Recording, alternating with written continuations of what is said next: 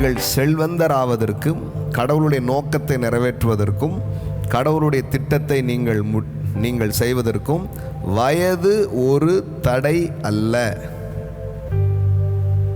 நீங்களா உங்கள் மைண்டில் அதை தடையாக எடுத்துக்கிட்டிங்கன்னா அது உங்களுக்கு தடையாயிரும். இப்போ 2 பார்வை இருக்கு. என்ன 2 பார்வை? சிலர் என்ன சொல்றாங்க, ஐ எம் டூ யங் அப்படின்றாங்க. சிலர் என்ன சொல்றாங்க, ஐ எம் டூ ஓல்டு அப்படின்றாங்க. நான் வாலிபனாக இருக்கேன், என்ன செய்ய முடியும் அப்படின்றாங்க. சிலர் என்ன சொல்றாங்க, எனக்கு வயசாயிடுச்சு, நான் என்ன செய்ய முடியும்ன்றாங்க. ரெண்டு வகையான கூட்டமும் இருக்கு. தங்கள் வயதை காரணம் சொல்லி தங்கள் வயதே தங்களுக்கு தடை அப்படின்னு சொல்ற 2 சாரரும் இருக்கிறாங்க. இப்போ எரேமியாவை ஆண்டவர் கூப்பிடுறாரு.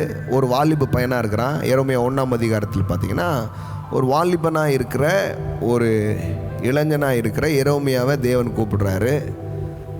அவன் என்ன சொல்கிறான் பாருங்க, ஆண்டவரே நான் சிறு பிள்ளையாக இருக்கிறேன், ஐ எம் டூ யங்.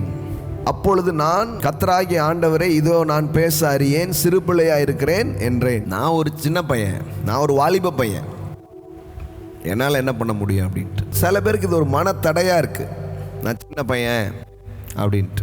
ஆனால் ஆண்டவர் சொல்கிறாரு அப்படி சொல்லாதன்றார். Do not say I am only child.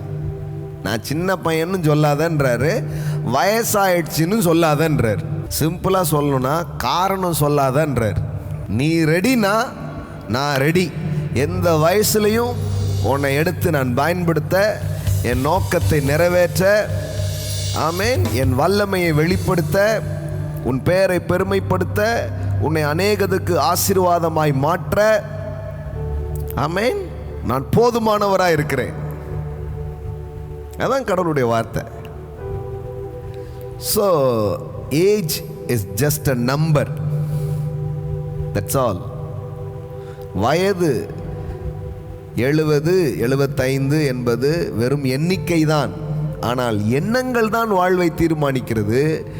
75 15 என்கிற எண்கள் அல்ல, எண்ணங்கள். மீண்டும் சொல்லுகிறேன், உங்கள் வாழ்வை தீர்மானிப்பது எண்கள் அல்ல, எண்ணங்கள்.